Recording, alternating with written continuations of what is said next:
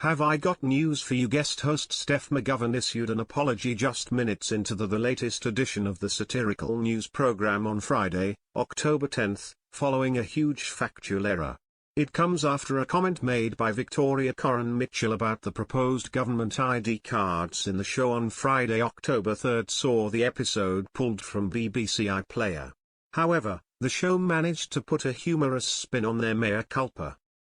At the start of the program, Steph told viewers, a factual error in last week's show that incorrectly linked Ewan Blair's company Multiverse with a government ID cards contract.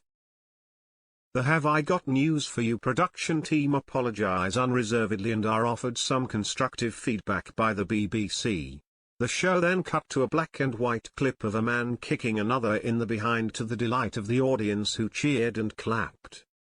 The offending segment saw Victoria asked the teams who would benefit from Keir Starmer's decision to introduce the ID scheme, before telling them, "I was thinking of the company Multiverse, who has been chosen to run the digital ID cards scheme."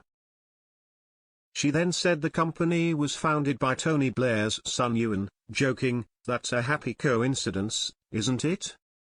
The claim was subsequently debunked by fact-checking company Full Fact, which stated, "This isn't true, according to both the government and Multiverse, which is an upskilling company, not a software developer." It added, "The government has not announced any partner for the project. It's understood the government expects digital ID to be designed, built and run by an in-house team, not outsourced to external suppliers, although there has been some media speculation about whether the scheme may create opportunities for other tech firms." Fans of the show were outraged by the mistake, with one posting on social media, "Not just a throwaway quip but part of the script. Someone is getting a massive telling off for this." A second social media user tweeted, "Oh my god. Have I got news for you? Just referred to this completely false claim as a fact." Somebody else fumed, "Absolutely astonished. Have I got news for you? Just stated that Multiverse will be running the government's digital ID scheme.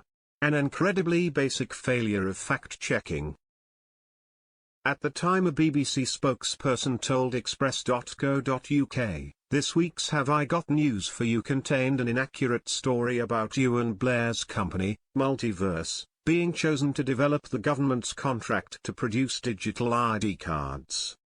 Multiverse is not a software developer and there is no evidence of any involvement in the proposed digital ID scheme, therefore we have taken the episode off BBC iPlayer while we edit the relevant section out.